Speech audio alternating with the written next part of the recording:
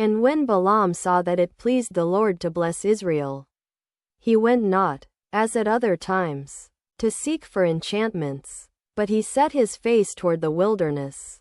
And Balaam lifted up his eyes, and he saw Israel abiding in his tents according to their tribes. And the Spirit of God came upon him. And he took up his parable, and said, Balaam the son of Beor hath said, and the man whose eyes are open hath said, he hath said, which heard the words of God, which saw the vision of the Almighty, falling into a trance, but having his eyes open. How goodly are thy tents, O Jacob, and thy tabernacles, O Israel! As the valleys are they spread forth, as gardens by the river's side, as the trees of lign aloes which the Lord hath planted, and as cedar trees beside the waters. He shall pour the water out of his buckets, and his seed shall be in many waters, and his king shall be higher than Agag, and his kingdom shall be exalted. God brought him forth out of Egypt. He hath as it were the strength of an unicorn. He shall eat up the nations his enemies, and shall break their bones, and pierce them through with his arrows. He couched, he lay down as a lion, and as a great lion. Who shall stir him up? Blessed is he that blesseth thee, and cursed is he that curseth thee. And Balak's anger was kindled against Balaam, and he smote his hands together.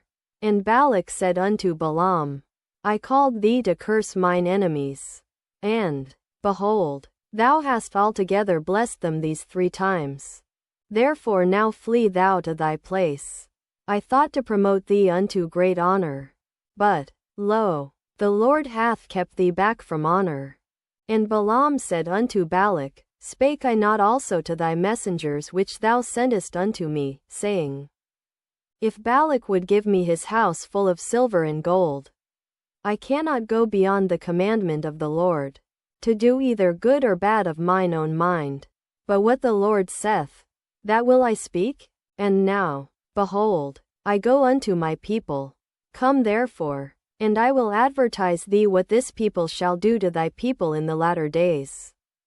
And he took up his parable, and said, Balaam the son of Beor hath said, and the man whose eyes are open hath said, he hath said, which heard the words of God, and knew the knowledge of the Most High, which saw the vision of the Almighty, falling into a trance, but having his eyes open. I shall see him, but not now. I shall behold him, but not nigh. There shall come a star out of Jacob, and a scepter shall rise out of Israel, and shall smite the corners of Moab, and destroy all the children of Sheth.